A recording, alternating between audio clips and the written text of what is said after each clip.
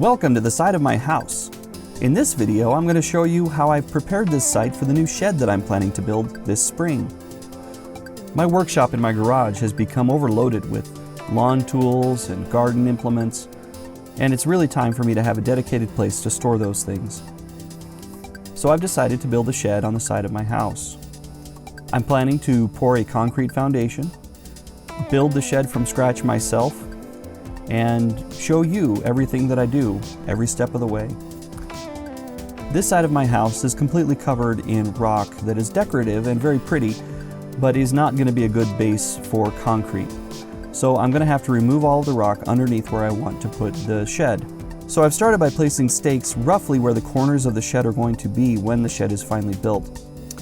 And I'm going to remove all of the rocks from inside this perimeter, as well as about a foot or maybe 18 inches all the way outside of this area to give me a little bit of extra room to work when it's time to actually pour the concrete.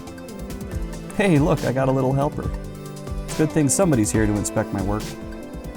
So once I had the stakes in, that gives me a rough outline, it was time to just start shoveling rock.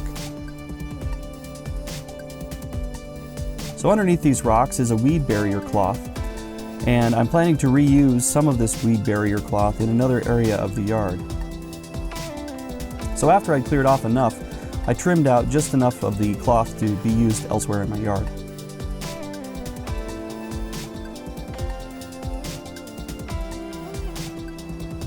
And then it was back to more shoveling. This really is backbreaking work. And in retrospect, had I known I was going to build a shed here, I would have held off on putting in the landscaping stone until after I'd already built it. Oh well, live and learn, I guess.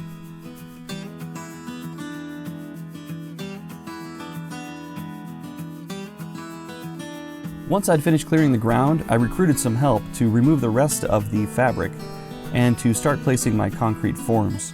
The forms that I'm using are just 2x6 lumber that I purchased at the local home center. And my concrete pad is going to be 8 feet wide and 16 feet long. I could buy 2x6s in exactly 16-foot lengths, and I could also buy it in exactly 8-foot lengths. But if I'd gone with the 8-foot lengths, due to the fact that these need to overlap at the corners, I would have wound up with a pad that was narrower than 8 feet. So I got 10-foot long 2x6s and then trimmed them down. And I left an extra 3 inches on them to account for both sides of the overlap of the long sections. So once I'd cut all my pieces and finished removing all of the material that had been there for the weed block, it was time to start assembling the forms. This begins by just nailing together the forms at the corners. There are two important things to mention here before we actually get to the nailing. The first is that 2x6 lumber is almost never straight. It's going to bow and it's going to cup. And cupping is when it goes kind of up and down along the spine, I guess. If you stand it up on its end, then it will either have kind of a hump or it'll have kind of a dip and a valley. If you lay it flat on its side, then you'll notice the same kind of thing, and that's just bowing one way or the other. When you're placing concrete forms, you want to make sure if there is a bow, that it bows towards the outside, and if there's a cup, that it cups up, not down. And the reason is because we're going to correct that with stakes when we are finished placing our forms. The second thing to mention is that when you're framing forms for concrete, you really should use what's called a duplex nail. This is a nail that has 2 heads on it. So you can pound it all the way into the first head, and it leaves a second little section of the nail about a 1/4 inch long or 1/2 inch long that makes it very easy to pull the nails back out once the concrete has been poured and has finished setting up, so you can remove your forms. I had a helper make sure that my board stayed nice and vertical for me, and I had another helper who was very excited to see if she could put these nails in. Once the forms were nailed together, it was time to square it up and make sure that it was in exactly the right position. So I measured off my fence, and then in order to make sure that the form was square, I measured diagonally both directions across it, adjusting the forms until the measurements were exactly the same. Once they were, I drove in some more stakes around the perimeter of the forms to help keep them in position. Then double check my measurements, and it was time to start getting ready to level them. This blue jug contains water with some blue food coloring in it. And this is a simple tube that I purchased at the hardware store that is similar to what you'd use for an ice maker.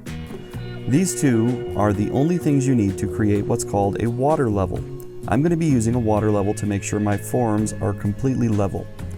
To create a water level, first siphon some water into this long tube and then attach both ends at either end of your form. As one end of the form is lifted, you can see the water level will go up. As that other end is put back down, the water level returns. Similarly, if you lift this end of the water level, you can see how the water level drops. And if you put this form back down, you can see the level of the water rises again. So all you need to do is attach the water level tube to both ends of your form and then adjust their heights until the water is at exactly the same height at both ends of the form.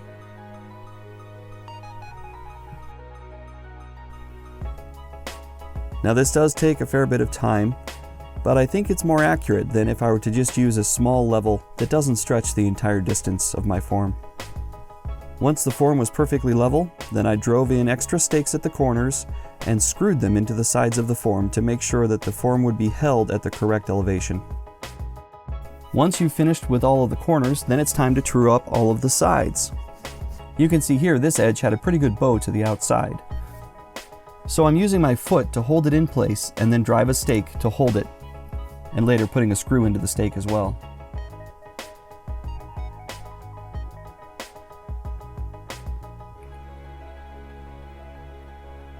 Once the forms were in exactly the right position, I backfilled some of the area that I had to dig out with the dirt, and then it was time to start filling it with gravel. Gravel is important underneath concrete for a couple of reasons. First, it helps to even out the ground to make sure that it's a fairly level surface you'll be pouring onto, but secondly, it also helps with drainage and prevents the concrete from having too much erosion take place underneath it. It's important to try and level your rocks as much as you can. Here you can see I'm using a 2x4 with my son to kind of saw back and forth along the top of the gravel. This helps smooth it out and even it out and get it distributed evenly around the entire form. Once it was fairly flattened and distributed, I also used a small tamper that I rented from my local home center to help compact the gravel. This forms a good solid base for the concrete to be poured onto. The last of the form work is to make sure that there's enough stakes all the way around it that it's not going to move once you pour concrete into it. Then I trimmed off the tops of all of the stakes that were still sticking up because they would be in the way once we poured in the concrete if I left them tall.